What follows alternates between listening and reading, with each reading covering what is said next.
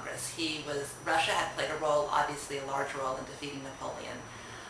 Tsar Alexander was a fascinating man. He had had a lot of very liberal teachers growing up, so he had a lot of quite liberal principles, but he also came out of a very autocratic tradition, and he was a king with a monarch with very autocratic powers.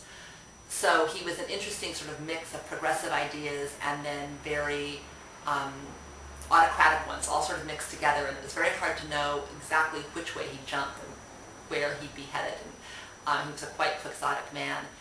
He had married fairly young to a German princess, whose name had been Louise when they married, but after they married her name was changed to Elizabeth. And she was a very young teenager at the time of the marriage. And she fell madly in love with him. He was quite attractive. She was very lovely and had ash blonde hair, and they apparently were a really beautiful couple together.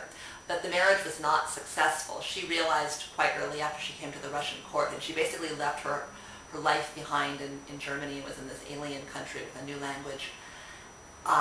She realized that he had a mistress, and she ended up having an affair with his best friend, whose name was Prince Adam Czartoryski, who was a Polish aristocrat.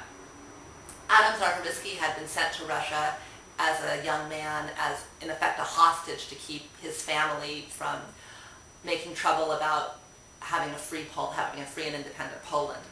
So Adam and the Tsar had become good friends as young men. They both were sort of the Tsar. This was before the Tsar had become Tsar, and he was alienated from his father and rebellious and lonely, and Adam was a hostage in a foreign court, and he was lonely, and they become very good friends, and they shared a lot of the same liberal ideas that were circulating around Europe at the time.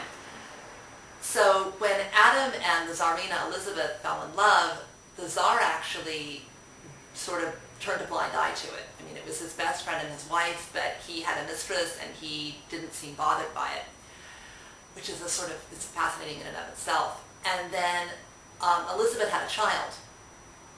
And apparently this was before the Tsar Alexander had become Tsar. At the christening, Alexander's father, the Tsar Paul, asked Countess Levin, one of the Russian aristocrats at the christening, if she'd ever heard of two fair-haired people having a dark-haired child, which is, the child was dark-haired, and Adam Czartoryski was dark-haired.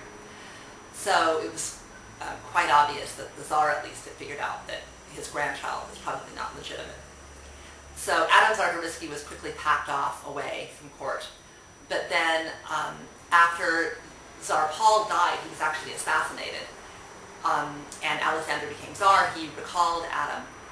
And Adam and Tsarina Elizabeth's love affair, though, does seem to have ended, and she actually had other lovers. But then at the Congress of Vienna, there's a lot of speculation that their love affair resumed. And it does in my book, but it does partly because Elizabeth has a secret which Princess Tatiana has learned about that Elizabeth is threatened by, and she turns to Adam for help in resolving the problem. And that much is revealed as also in the prologue, so it's not too much of a spoiler to talk about that. I'm done.